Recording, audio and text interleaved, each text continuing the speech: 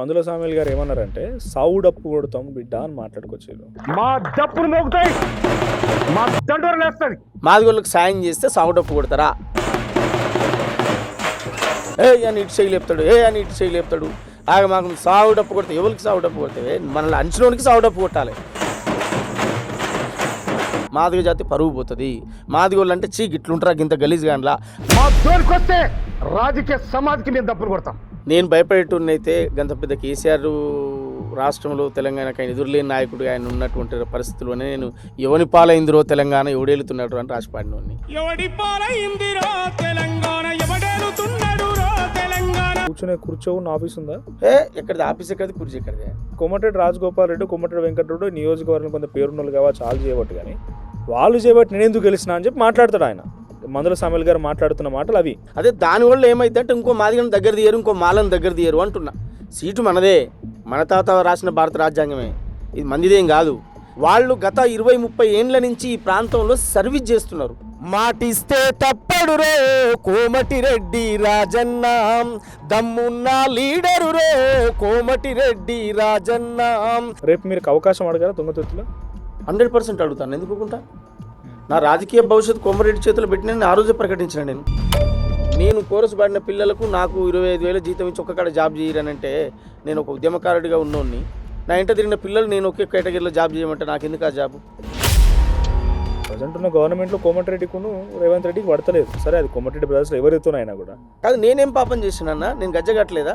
ఇప్పుడు నేను అచ్చంపేటలో మాట్లాడలేదన్నా, రావాల్సిన మొగోడు రానే వచ్చిండో నేస్తమా రావా.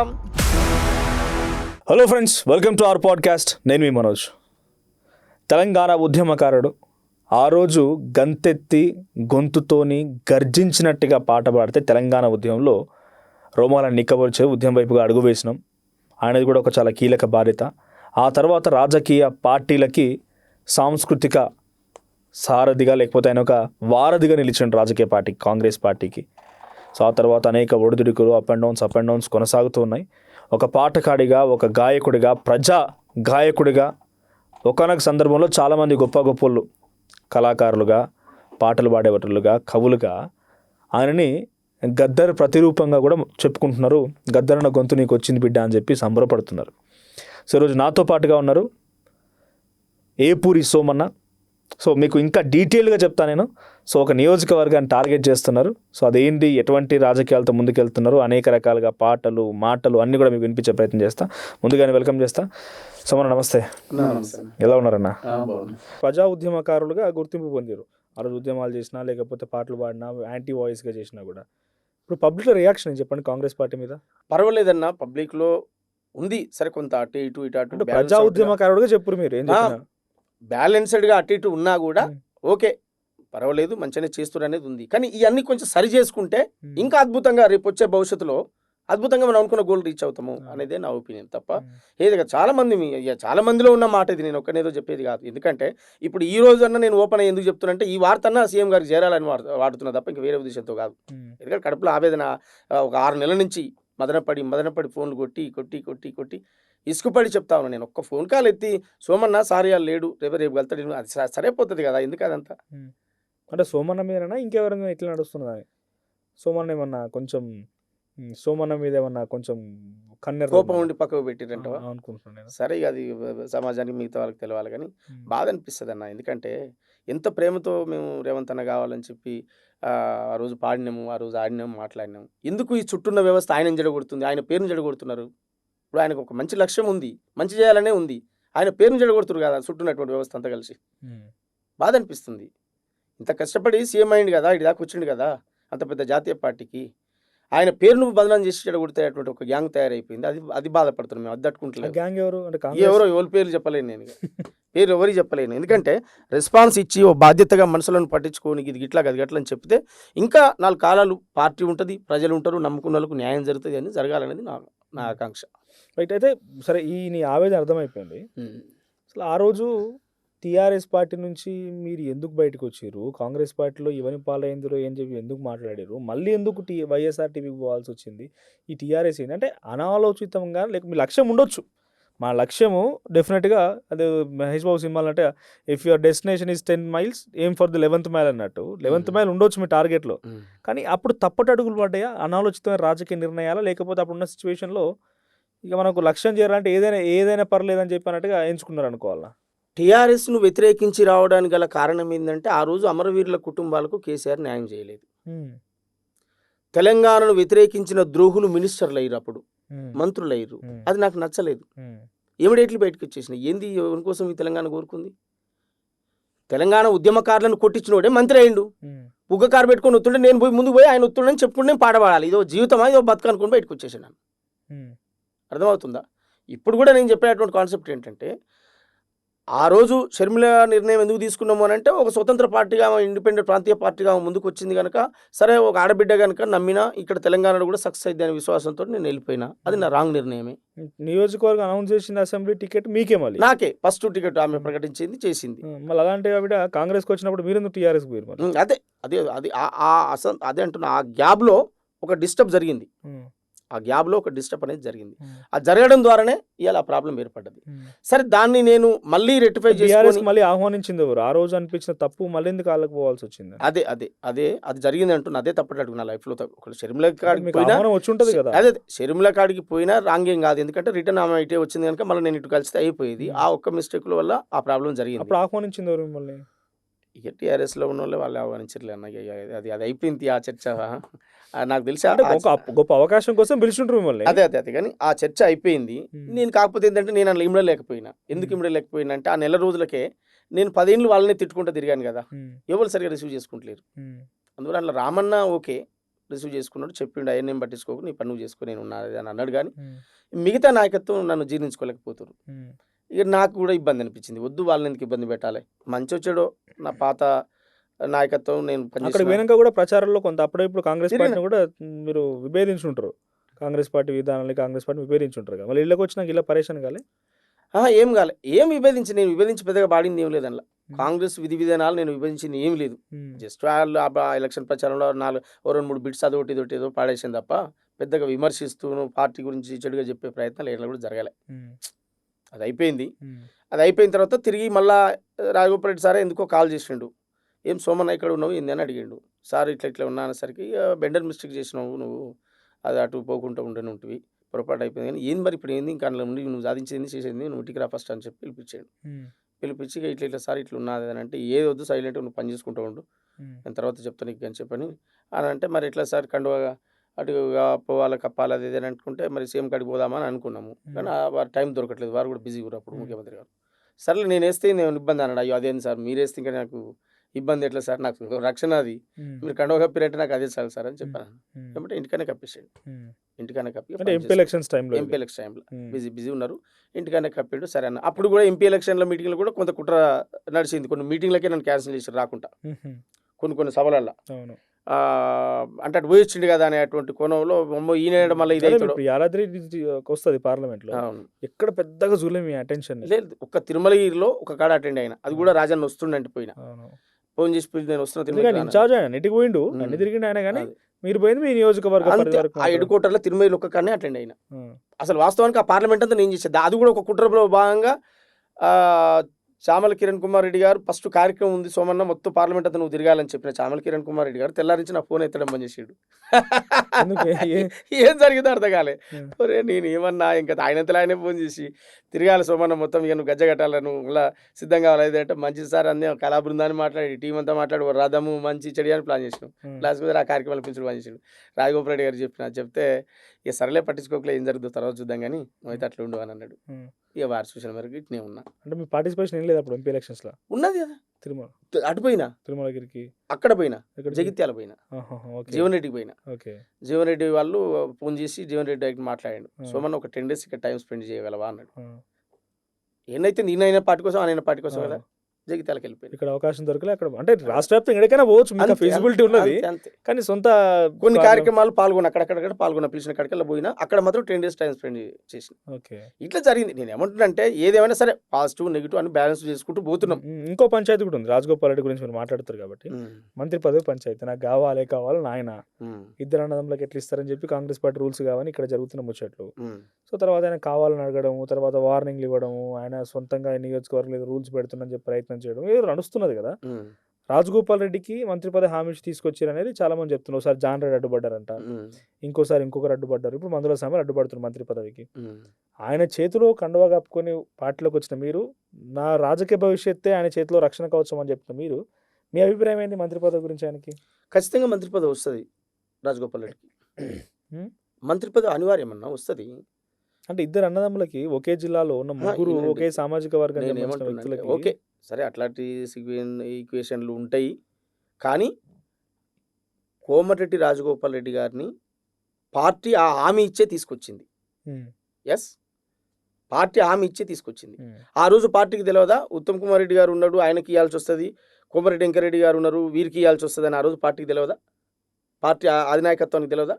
మీరు వచ్చినప్పుడు హామీతో వచ్చి ఉంటారు కదా, అన్ని హామీలు నెరవేర్చడం పార్టీతో సాధ్యమవుతుంది. గౌరవ ముఖ్యమంత్రి రేవంత్ అన్న స్వయంగా పోయి ఎంపీ ఎలక్షన్లో ఇంటికి పోయింది కదా, కలిసి వచ్చిండు కదా. అందువల్ల ఖచ్చితంగా కొంచెం 2 రోజులు లేట్ అవుతుండొచ్చు, కానీ మంత్రి పదవి అనేది పక్కా వచ్చుడు ఖాయము.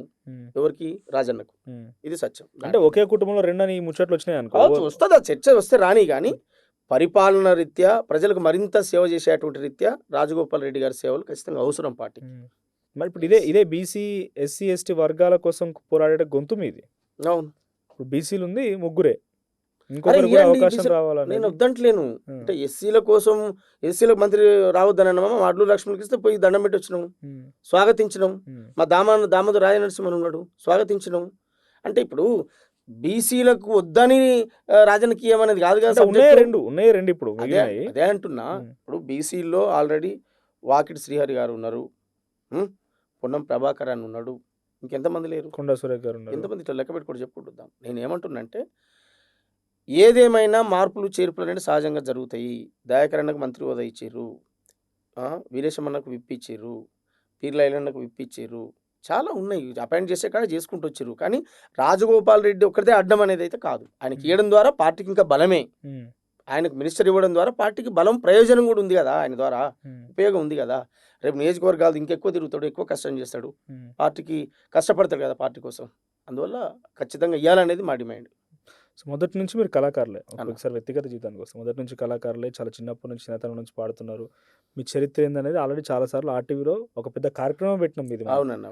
సో అంటే ఆ జీవితం నుంచి వచ్చినటువంటి కళాకారుడిగా ఈ రోజు వరకు కళాకారుడిగా మీ జీవితం ఏంది అని క్వశ్చన్ వస్తే ఒక్క మాటలో చెప్పాలంటే ఏం చెప్తారు? ఎన్నో ఒడిదొడుకులతో, ఎన్నో కష్టాలతో, ఎన్నో నష్టాలతో ఓర్చుకుంటూ బాధపడుతూ ఎదుగుతున్నటువంటి నేను ఈ పూటకు కూడా ముండ్లబాటలోనే నడుస్తున్నా. ఈ పూటకు ముండ్లబాటలోనే నడుస్తున్నా. నా గుండెలో పుట్టెడు దుఃఖం, నా గుండెలో షర్ట్ ఇప్పి చూస్తే నా గుండె లోతులోకి వెళ్తే పుట్టెడు దుఃఖం నా మనసులో ఉన్నది. కానీ ఒక సమాజం కోసం కలగన్నటువంటి నేను, ఒక లక్ష్యం కోసం కలగన్న నేను, మనిషిగా నేను మళ్ళీ పుట్టను గనక ఈ భూమి మీదకి వచ్చిన నేను ఏదో ఒకటి సాధించాలనే కాడ చివరి వరకు నాది పోరాటం ఉంటుంది తప్ప రాజీపడు ఉండదు.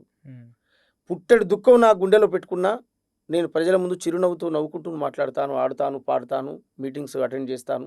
ఆ పాడేటప్పుడు ఏ ఒక్క టెన్షన్ కూడా నేను ఆలోచించను. కటిక దరిద్రం పేదరికంలో పుట్టిన నేను ఆ కన్నీళ్లు తుడిచే మార్గాన్ని అన్వేషిస్తూ వెతుక్కుంటూ పోతున్నాను. ఖచ్చితంగా ఏదో ఒక రోజు నాకంటూ ఒక రోజు వస్తుంది. ఆ రోజు కోసం నేను పోరాడుతూనే ఉంటాను తప్ప వెనుకకు పోయే సమస్యే లేదు. అంటే ప్రజా పాటగాడిగా ఉన్నన్ని రోజులు అంతటి ఆదరణ వచ్చింది, గౌరవం వచ్చింది, యాంటీ వాయిస్గా పబ్లిక్ కోసం పాడుతున్న రోజు వచ్చింది. ఎస్, ఆ రోజు కాంగ్రెస్ పార్టీలో ఉన్నప్పుడు కాంగ్రెస్ పార్టీకి పాట పాడాల్సిందే, అవును, బీఆర్ఎస్లో బీఆర్ఎస్కి పాడాల్సింది. అంటే పార్టీల పాటగాడ అయిన రోజు నుంచే మన ఇబ్బంది అవుతున్నదా? అంటే జీవితం ఎట్లుంది కళాకారుడుగా అడుగుతున్నాను ఒకటే క్వశ్చన్. నేను అదే అంటున్నా. ఇప్పటికీ నా గుండె నిండా పుట్టడు దుఃఖం ఉందని చెప్తున్నాను. నేను ఆ దుఃఖం పోవడం కోసం ఒక లక్ష్యం కోసం నేను ప్రయాణం చేస్తున్నా. ఆ లక్ష్యం ఖచ్చితంగా నెరవేరుతా. పార్టీల పాటగాడు అయిన తర్వాతనే దుఃఖం మొదలైందా? లేదు లేదు లేదు నేను స్టార్టింగ్ నుంచి నేను ఎదుగుతున్న క్రమం నుంచి నేను ముళ్ళకంప దాటుకుంటూ వస్తున్నా. ఇప్పటివరకు ఆ ముళ్ళకంప ఇంకా చెరిపోలే, పూలబాటగా మారలే. ఆ పూలబాట మారడం కోసమే నేను పనిచేస్తాను. పార్టీ కళాకారుడైనా, ప్రజా కళాకారుడైనా, కళా జీవితమే. నీకు తెలియంది ఏముంది, ఓ కళాకారుని ఏ రూపంలో చూస్తారు, ఎట్లా చూస్తారని. సరే, ఎవరో ఒకరు మానవతా దృక్పథం ఉండి, నలుగురు ఆలోచించే వాళ్ళు ఉండి, వాని స్థితి ఏంది, గతి ఏంది, వెనకేంది, ముందేంది అని ఆలోచించేటోడు మళ్ళీ పక్కన కూర్చోబెట్టుకుంటాడేమో. కానీ అది ఏది ఆలోచించేటోడు ఏం చేస్తాడు, ఆ పూట 10 రూపాయలు ఇచ్చేసి పక్కకు జరిగి పెడతాడు. అసలు కూడా కార్యక్రమం అయిపోయినాక పోనెత్తనోడు కూడా ఉన్నాడు, పాటలు పాడించుకొని డబ్బులు ఇవ్వనోడు కూడా ఉన్నాడు. అట్లాంటి పరిస్థితి ఏంటి మరి పరిస్థితి? అంటే మన కుటుంబం అదే గడవాలి. అంటున్నా, ఎన్ని ఉన్నాయి, కష్టాలు ఉన్నాయి, సమస్యలు ఉన్నాయి. ఇక నేను ఇప్పుడు సమాజం ముందు నా పుట్టడి దుఃఖాన్ని పెట్టి నా ఎమ్మడి తిరిగే వాళ్ళని నేను డిస్కరేజ్ చేయదలుచుకోలేదు. నా బాధలు ఉన్నాయి, నా బాధలు వాళ్ళ బాధలు, అందరి బాధలు తీరాలంటే అంతిమంగా నేను అనుకున్న గోల్ రీచ్ కావాలి. ఇది రీచ్ అయినప్పుడు ఖచ్చితంగా నేను అనుకున్న గోల్ వస్తుంది, నేను అనుకున్న లైఫ్ వస్తుంది. అది రావడం కోసమే ఈ పోరాటాలు, ఈ ఆరాటాలు, ఈ లక్ష్యాలు. ఇప్పుడు ఏ సమాజం లేదు, ఏ పాట లేదు అని అనుకుంటే నా బతుకు నేను కూడా హాయిగా బతకగలుగుతాను. కానీ అది కాదు కదా, ఈ బ్రెయిన్ నిండా అవి ఈ నిండి ఉన్నాయి కదా, ఈ తల నిండా ఇవన్నీ నిండి ఉన్నాయి కనుక. సమన్న కళాకారుల్లో నాకు తెలిసి అట్టడుగు వర్గాల నుంచి వచ్చిన కళాకారులే ఎక్కువ. అవును. అంటే ప్రజల గొంతుకైన కళాకారు అట్టడుగు వర్గాల నుంచి వచ్చిన వాళ్ళే ఎక్కువ. అవును. దాంట్లో కులాల తారతమ్యాలు ఉన్నాయా? నిజంగా మనస్ఫూర్తిగా చెప్పు, గుండెల మీద చేసుకొని కులాల తారతమ్యాలు ఉన్నాయా? ఖచ్చితంగా ఉన్నాయి.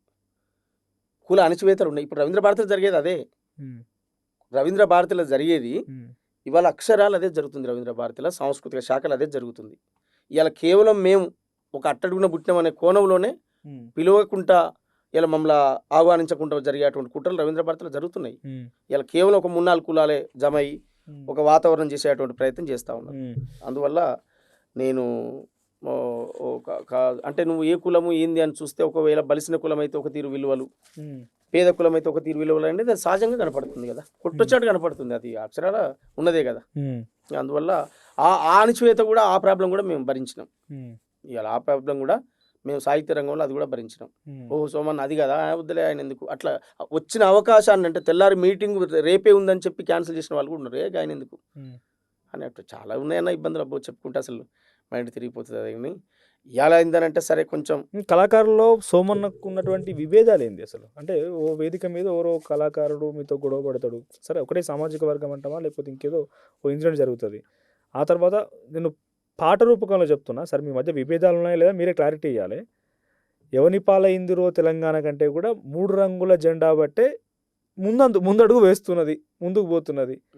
అంటే ఏంది ఈ కులాల మధ్య తారతమ్యాలు నిజంగానే కళాకారుల్లో ఉన్నాయా? ఈ చర్చ నా నుంచి వచ్చింది కాదు, పబ్లిక్లో అనుకుంటున్నారు. ఇదే కళాకారులు చాలా మంది మీలాంటి వాళ్ళు ఇంటర్వ్యూ చేసినప్పుడు వాళ్ళు చెప్తున్నమాట, ఆఫ్ ద రికార్డులో చెప్తున్నమాట. సో మీరేం చెప్తారు ఓపెన్గా? అన్న ఒక్కటి మాత్రం చెప్పగలుగుతా, 3 రంగుల జెండా బట్టి అనే పాట వచ్చిన సందర్భం వేరు, ఎవని పాలైంద్రు అనే పాట వచ్చిన సందర్భం వేరు. ఎవని పాలైంద్రు అనే పాట సందర్భం ఏమో ఒక ప్రభుత్వాన్ని టార్గెట్ చేస్తూ, ఆ ప్రభుత్వం చేస్తున్న దోపిడీ, హింస, మోసం, కుళ్ళు, కుట్రలను బట్టబయలు చేసి తెలంగాణ ఎవరి పాలైందని ఒంటికాలతో ఆ రోజు లేచి అడిగినటువంటి సందర్భం. 3 రంగుల జెండా అనేమో ఒక నాయకుడిని, ఒక పార్టీని స్వాగతించేటువంటి పాట. అంటే పాటలు డిఫరెన్స్ చెప్పట్లేదు అన్న, ఆ పాటగాళ్ళ మధ్య డిఫరెన్స్ ఉన్నదా అని అడుగుతున్నాను నేను, అంతే నా క్వశ్చన్ డైరెక్ట్గా. అంటే నేనేమంటున్నానంటే అన్న, ఇప్పుడు సరే డిఫరెంట్ ఉందా లేదా, సమాజంలో ఏం నడుస్తుంది, ఎట్లా ఉంది అనేది అది కాలానికి వదిలేద్దాం మనం. కానీ నేనైతే కావాలని ఒక మనిషితో ఎవరితో నేను టార్గెట్గా కానీ, గొడవలు కానీ, కానీ నేను ఎవరితో పెట్టుకోను. నేను పిలిస్తే నన్ను పిలిచిన పని ఏందో చూసుకొని నా జాగాలో నేను వెళ్ళిపోయేవాడిని. ఒక మనిషిని గెలకాలి, ఒక మనిషిని ఏమనాలని నేను కోరుకోను. వివాదాలకు నేను దూరంగా ఉంటా, నా పద్ధతిలో నేను బతకాలని కోరుకుంటా. నేను ఇంకో మనిషిని అనాలని మాత్రం కోరుకోను. అందువల్ల అయితే ఓరల్గా మాత్రం కులాల ప్రస్తావన అయితే ఉంది. ఓరల్గా దళితులను ఒక తీరు చూసుడు, ఇంకో కులాలను అయితే ఇంకో తీరు చూసుడు అనే ప్రధానం అయితే ఉంది, సమాజంలో ఉంది. అది ఒక్క వ్యక్తిని టార్గెట్ చేసి కాదు నేను మాట్లాడేది. అంటే సమాజంలో సహజంగా కూడా జరుగుతూనే ఉంటాయి. ఎక్కడైనా ఎక్కువ తక్కువ అయిన దగ్గర మక్కలు తీసి బెండు తీస్తారు, అది వేరే విషయం. కానీ కళాకారుల్లో ఉన్నాయా అని, కళాకారులు అందరూ ఒకే కళా అమ్మ తల్లి అనేది అందరికి ఒకే రకమైన తిండి పెడుతుంది. అవును, ఆ కళాకారుల్లో ఉన్నాయా? ముఖ్యంగా ప్రజా ఉద్యమకారుల మీలాంటి వాటిల దగ్గర ఉన్నాయా సిచ్యువేషన్? అది అదే అంటున్నా. ఇక ఈర్ష్య, దేశాలు, ఈ పగలు, పట్టింపులు, నువ్వు ముందు పోయినావు నేను వెనుక పోయినావు అనేది పొలిటికల్ లీడర్లలో ఎట్టుంటాయో, చిన్న గ్రామీణ స్థాయిలో ఉన్నటువంటి లీడర్లు ఎట్టుంటాయో, కళాకారులలో ఇంకా దారుణంగా ఉంటాయి. ఒకరికోడు ఒకరి కాలు బట్టి ఒకటి కింద కూదుకునుడు, ఇవన్నీ దారుణమైనటువంటి పరిస్థితులు ఉంటాయి. అందువల్ల ఇక సాంస్కృతిక రంగంలో ఇవన్నీ ప్రాబ్లమ్స్, ఈ ఈ కుళ్ళు కుట్రలు మోసాలు, ఒక మనిషి గురించి ఇంకో మనిషి చెడుగా మాట్లాడడం, ఇట్లాంటివి చాలా ఉన్నాయి. మనిషి లేనప్పుడు ఒత్తిడిగా మాట్లాడడం, మనిషి ఉన్నప్పుడు ఇంకో తిరిగా మాట్లాడడం, ఇట్లాంటి వ్యవస్థ సాంస్కృతిక రంగంలో ఇంకా పెద్ద కంప దీంట్లో ఉంటుంది, ఖచ్చితంగా ఉంటుంది. ఈ 2.5 రోజులలో సరే మీరు ఎక్కడ ప్రభుత్వంలో ఉంటే అక్కడ ప్రతిపక్షంలో ఉన్నారు, నాకు తెలిసి ప్రభుత్వం బీఆర్ఎస్ అధికారం ఉన్నట్టున్నారు కదా. టీఆర్ఎస్లో అధికారం ఎందుకున్నా అంటే 2014 తర్వాత నుంచి కొన్ని రోజులు ఏమో కొనసాగినట్టున్నారు కదా. లేదు. జస్ట్ 3-4 నెలలే ఉన్నా కదా సరే. సాంస్కృతిక సారథి ఉద్యోగంలో ఉన్నా.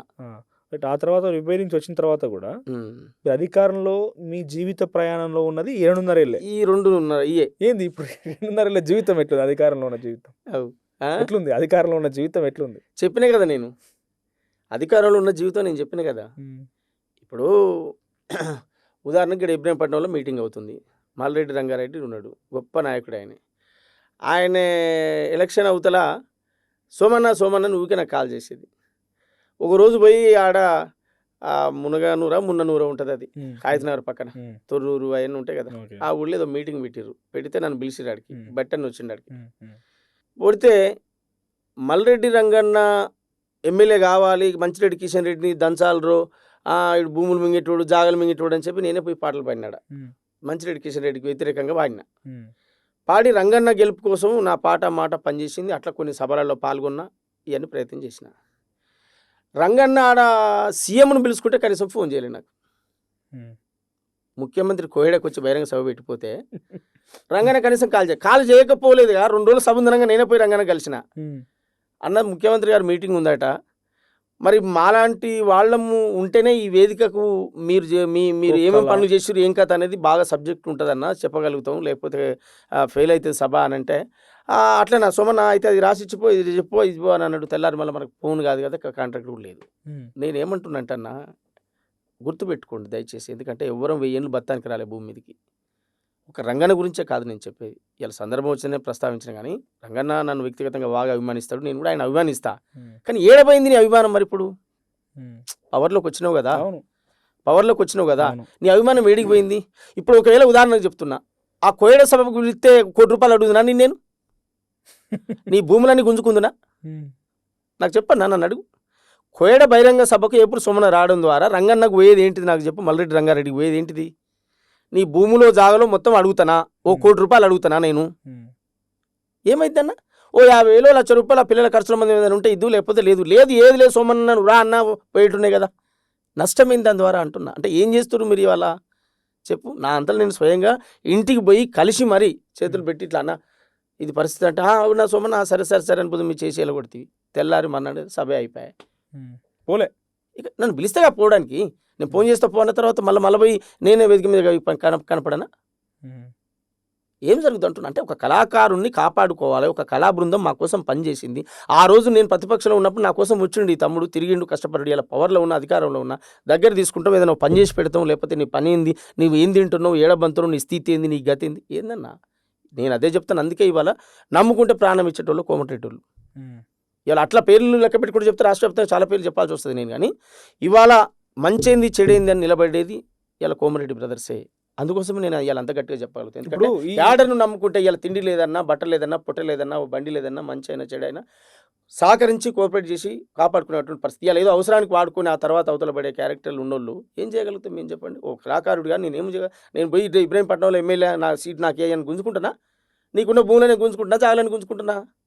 ఏం లెక్క చేస్తున్నారు? ఏం జరుగుతుంది? పవర్కి వచ్చినావు కదా నువ్వు, ఏం జరుగుతుంది? ఒక కళాకారుడికి మందుల సామ్యుల్ గారు మాట్లాడిన మాటతోని దళిత్ వర్సెస్ రెడ్డి అని కాంగ్రెస్ లో స్టార్ట్ అయింది అనేది బహిరంగ చర్చ.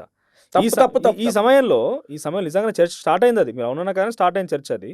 ఆ సమయంలో మీరు సామాజిక లోకల్లో గ్రౌండ్ లో తెలుసుకోకుండా మనం మాట్లాడుతాం. నేను అనేది బహిరంగ చర్చ జరుగుతుంది. వినండి, గాంధీ భవన్ దళిత్ వర్సెస్ రెడ్డి వర్సెస్ కాదు, తప్పు అది. ఆయన సమన్వయం లోపంతో జరుగుతున్న పొరపాట్లే తప్ప. నేను దళితునే కదా, మరి రేవంత్ రెడ్డి వస్తే తిరుమలకి నువ్వు బిలవ అయితే మల్రెడ్డి రంగారెడ్డి బిలవడా? ఇదేమనాలి మరి? నేనేంటిది? నేను అడిగేదానికి చెప్పన్నా. తిరుమల దగ్గరికి రేవంత్ రెడ్డి వచ్చిండు, నేను పోయి ఏమందును ఇలా మొత్తం సామెల్ని దించేసి నన్ను పెట్టన్నా అని అడుగుతున్నా?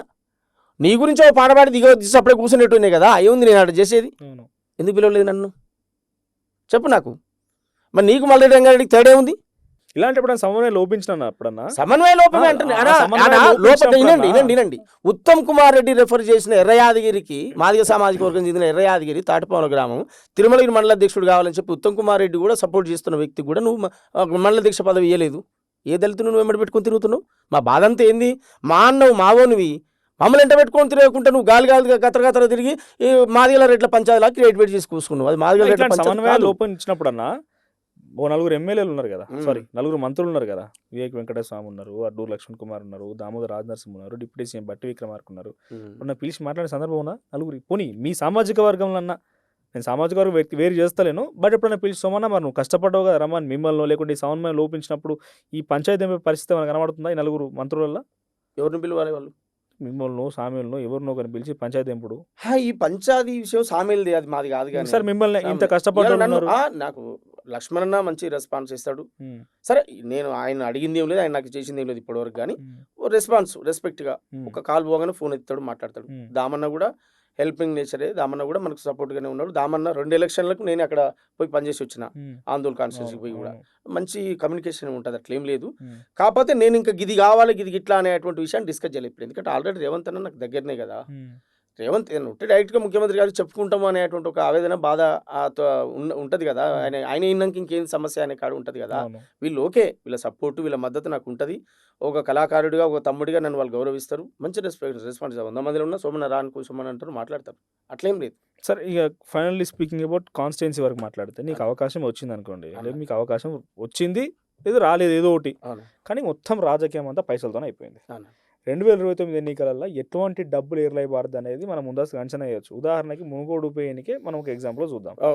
బీజేపీ రావాలని కోమటిరెడ్డి రాజగోపాల్ రెడ్డి గారు, లేదు బీఆర్ఎస్ రావాలని కేసీఆర్, తగ్గ ఫోర్గా ఏ రకంగా డబ్బులు ఏర్లైపారిందో ప్రత్యక్షంగా మీరు చూసారు ఆ నియోజకవర్గంలో ఎటువంటి పరిస్థితి ఉన్నది అనేది. ఇప్పుడున్న సిచ్యువేషన్లో ఏపూరు సోమన్న దగ్గర బీద బిడ్డ అట్టడుగు వర్గాల నుంచి వచ్చిండు, పాట పాడుతున్నాడు, ఆట ఆడుతున్నాడు, గుర్తింపు ఉన్నది ఓకే, కానీ పైసా పని చేస్తుంది కదా జనాలలో. ఏడికలు పట్టుకొస్తారు, ఈ పైసా ప్రభావం ఎట్లా ఎట్లా తట్టుకుంటారు? సామ్యుల్ గారు అదృష్టవంతులు అంటారు. నాకు తెలిసి సామ్యుల్ గారికి అయినా ఖర్చు చాలా తక్కువ అనుకుంటా అన్ని నియోజకవర్గాలతో పోలిస్తే. తక్కువైంది ఆయన ఖర్చు కూడా. అక్కడ ఉన్నటువంటి వర్గాలు మనుషులు చేసి పెట్టిర్రు, కొంత పార్టీ సపోర్ట్ చేసింది పెట్టింది, అది సత్యం, అది అక్షర సత్యం, అది ఓపెన్గా ఉంటుంది. నాకు కూడా ఏంటంటే ఇక నా బలహీనత అయితే రేపు మంచి చెడు ఏది ఉన్నా నాకు రాజగోపాల్ రెడ్డి ఉన్నాడు.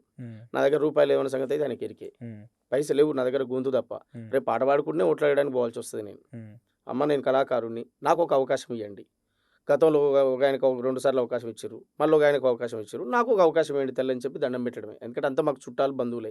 తుంగతుర్తి నియోజకవర్గం మొత్తం మేజర్గా మా రిలేషన్స్ ఉంటారు. వాళ్ళు ఖచ్చితంగా మనుషులు చేస్తారు, సపోర్ట్ చేస్తారు. ముఖ్యంగా అక్కడ ఉన్నటువంటి రాజన్న ఫాలోవర్స్ ఉన్నారు, Rajanna followers, Komareddy brother followers ఉన్నారు, అటుపక్క దామన్న ఫాలోవర్స్ ఉన్నారు. వాళ్ళంతా కూడా కోఆపరేట్ చేస్తారు. ఎందుకంటే ఎవరికి కాంట్రవర్సీగా ఉన్నోని కాదు, నేను ఎవరిని వాళ్ళతో గొడవలు పెట్టుకున్నాను కాదు, కొట్లాలు పెట్టుకున్నాను కాదు. సిట్టింగ్ కాదని చెప్పి అవకాశం ఉంటుంది అంటారా? మీ ఆలోచన అది ఎక్కడ సిట్టింగ్ కాదు? ఇప్పుడు తుంగతుర్తిలో సిట్టింగ్ ఎమ్మెల్యే కాదని చెప్పి అవకాశం ఉంటుందా? అది ఏం జరుగుద్దో అన్న నేనేమంటున్నా, ఇప్పుడు ఆయనను ఉడబీకినని పెట్టమని అంటలేను నేను. కాలం ఎట్లా డిసైడ్ చేస్తుందో కానీ ఒక గోల్ అయితే ఆ రూట్లో వెళ్ళిపోతున్నాం మేము. ఇప్పుడు రాజన్న ఫ్యూచర్లో నా ఆశీర్వాదం నీకు ఉంటుంది పో అని అన్నాడు, దాన్ని నమ్ముకొనే పని చేసుకుంటున్నాం. అర్థమైందా? ఇప్పుడు సిట్టింగ్ అంటే ఏంది? ఇప్పటికిప్పుడు ఆయన తీసేయమంటున్నాను నేను. టైం వచ్చినప్పుడు ఎవరైనా పోతారు, అది వేరే విషయం. అయింది ఆల్రెడీ ఒకసారి, ఇంకేంది 2 సార్లు చైర్మన్ అయ్యాడు, ఒకసారి ఎమ్మెల్యే అయ్యాడు, ఇంకేంది సత్యదాకా నువ్వేమో. వారసులు కూడా దించుతుంటున్నారు కదా ఇప్పుడు సామ్యుల్ గారు, వారసులు దించుతున్నారు, తిప్పుతున్నారు, నడుస్తున్నారు. ఇక కావచ్చన్న కామన్ అన్నది అది ఏమి తప్పే ఉంది. అయ్యో ఎమ్మెల్యే అయినప్పుడు ఎమ్మెల్యే గారి పిల్లలు, కుటుంబం, బంధువులు ఉంటాయి కదన్న, తప్పే ఉంది అందులో. ఆయన తిరగడానికి ఎవరిడ వ్యతిరేకం లేరు, ఆయన తిరగవచ్చు, ఈ 2-3 ఏళ్ళు మంచిగా పాలించుకోవచ్చు, 10 రూపాయలు సంపాదించుకోవచ్చు, నమ్మిన వాళ్ళకి సేవ చేయొచ్చు. సామేలు ఉన్నప్పుడు అబ్బాయి ఎంత అద్భుతంగా జరిగినరా అనే పేరు తెచ్చుకుంటే ఇంకా గ్రేటే కదా. రేపు మన జాతికి ఎక్కడ పోయినా చెప్పుకుంటాం కదా, విలువలతో చెప్పుకుంటాం కదా. కులం పరువు తీయొద్దు, జాతి పరువు తీయొద్దు అని చెప్తున్నాం అంతే. ఇలా ఏం లేదు సమస్య. ఇది రెడ్డి వర్సెస్ మాదిగా కుల పంచాయతీ కాదు, ఎట్టి పరిస్థితులు అది కాదు. ఎందుకంటే రెడ్డి వర్సెస్ కుల పంచాయతీ అయితే మరి మేవరం? నీవు ఏదో వీడియో వైన్ షాపులతోటి మాట్లాడుకుంటే ఏదో వీడియో వైరల్ అయితే ఆ వీడియోను ఖండిస్తూ కూడా నేను ఒక వేదిక మీద పసునూరు అనే గ్రామంలో మందకృష్ణ మాదిగన్న వచ్చినటువంటి మీటింగ్లో నేను ఖండిస్తూ మాట్లాడినా. ఇప్పుడిప్పుడే ఎదుగుతుండ్రు మా దళితులు, ఒక అవకాశం వచ్చింది అప్పుడే వీడియోలు తీసి పెడుతుర్రా, చేయనోడోడు తీసుకోనోడు అని కూడా ఆ సభలో నేను వేదిక మీద మాట్లాడినా. ఆడ మాట్లాడినందుకనే కనీసం నా సభకు పిలవచ్చుగా, ముఖ్యమంత్రి గారి సభకు. అరే మా తమ్ముడు మావాడు మా బిడ్డడు అని చెప్పే ఉందా? మరి నేను ఎవరిని? నేను దళితుని కదా నన్ను ఎందుకు ఆవేదన అర్థమైంది. మనం కంక్లూడ్ చేద్దాం ఇక. మీకు నచ్చిన పాట, అన్నా అన్నా. పబ్లిక్ నచ్చిన పాట, అన్నా. సోమన్నను గుర్తుపట్టేటువంటి ఒకే ఒక పాట ఏం పాడుతుందో పాట పాడదు. ఎందుకంటే ఇంతసేపు మాట్లాడిచ్చి నేను అన్నా. సోమన్న దగ్గర నుంచి పాట తీసుకోకపోతే మిమ్మల్ని చూసేవాళ్ళు కూడా నన్ను ఇబ్బంది పెడతారు మళ్ళీ తర్వాత. మాటిస్తే తప్పడురో కోమటిరెడ్డి రాజన్న, మడమసలు తిప్పడురో కోమటిరెడ్డి రాజన్న, దమ్మున్న లీడరురో కోమటిరెడ్డి రాజన్న, ధైర్యం గల్లా నేత కోమటిరెడ్డి రాజన్న, బీదల సాధన బతుకులు చూసి సాయం చేస్తాడు రాజన్న, మునుగోడు లెక్క తెలంగాణను అభివృద్ధి నువ్వు చేయాలన్నా, దమ్మున్న లీడరురో కోమటిరెడ్డి రాజన్న, ధైర్యం గల్లా నేత కోమటిరెడ్డి రాజన్న. మీ అభిమానాన్ని చాటున్నారు మళ్ళీసారి రాజగోపాల్ రెడ్డి మీద. ప్రజల గురించి ఓ పాట ఏదన్నా. అన్న చాలా ఉన్నాయన్న పాటలు. ఆ, మరణమా కొంతకాలమన్నాగు, ఓ మరణమా కొంత సమయమన్నీవు. ఈ మధ్యన నాగన్న చనిపోయాడు, అవును, అరుణోదయ నాగ. అవును. ఇలాంటి వాళ్ళంతా కొంతమంది పోతారు. అంటే మనం అనుకున్న గోల్ రీచ్ అయ్యేదాకా ఎందుకు అవకాశం ఇవ్వట్లేవు? అవును. ఇప్పుడు 1000 ఏళ్ళు అయితే కోరుకుంటలేం కదా, అవును. నిండా 100 ఏళ్ళు కూడా కోరుకుంటలేక మినిమం 60-70 వచ్చేదాకా కనీసం మనం అనుకున్నది రీచ్ అయ్యేదాకా ఉండాలి కదా. అవును. దానికోసం మరణమా కొంతకాలమన్నాగు, ఓ మరణమా కొంత సమయమన్నీవు, నీ బంధాల బాధ్యతలు నా బంధాల బాధ్యతలు తీర్చనివ్వు, చివరకు నీ దరికి చేరనివ్వు, మరణమా కొంతకాలమన్నాగు, ఓ మరణమా కొంత సమయమన్నీవు. Super. So thank you Somanna. So నీ ఆవేదన, నీ బాధ మొత్తం గక్కినావు. అన్న సో మరి ఇది ఇక్కడికైనా కనీసం మరి ముఖ్యమంత్రి చూస్తారు, లేకపోతే మీకు ఏమైనా అవకాశం వస్తాను మేము కూడా విష్ చేస్తున్నాం. రేవంత్ అన్న ఇవన్నీ విన్నాలే, వింటాడు. రేవంత్ అన్న మమ్మల్ని పిలిపించుకుంటాడు అనేటువంటి నమ్మకం, విశ్వాసం మాకుంది. ఎందుకంటే మేము ఫోన్లల్లో ఇంటికి పోయి చెప్పితే మాట్లాడే పరిస్థితికి మాకు కల్పించే అవకాశం మాకు దొరకట్లేదు. కనుకనే ఈరోజు మీ ముందు ఈ మాట అనాల్సి వస్తుంది తప్ప ఇదేదో వ్యతిరేకమైన మాట కాదు, వ్యతిరేకమైనటువంటి మాట అసలే కాదు. ఇది క్లారిటీగా ఇది ఇంత గోల జరుగుతుంది, ఇంత జరుగుతుంది, ఒకసారి దాన్ని పరిశీలించండి. నేను ఈ రాత్రి నాకు ఏదో పదవి ఇచ్చి ఈ రాత్రి నాకు నేనేం కోరుకుంటలేను. నీకు దయ తెలిసిన రోజే నా తమ్ముడు నా కోసం వాడు పాడిండు ఆడిండు గతంలో నాతో తిరిగిండు అనే విశ్వాసం ఉంటేనే ఈ, లేకపోతే ఈ దాని గురించి వదిలేసి సరే నా కాలం ఎట్లా డిసైడ్ చేసి ఉంటే అట్లా అవుతుంది. కానీ నీకేదో వ్యతిరేకం కాదు. చూద్దాం. We wish you all the best. So ఇది ఏపూరు సోమన్నతో స్పెషల్ పాడ్కాస్ట్. సో మీకున్నటువంటి అనుమానాలు, సందేహాలు, మీరేదాన్ని ఇంకా క్వశ్చన్ చేయాలనుకుంటే కూడా ప్లీజ్ డూ కామెంట్.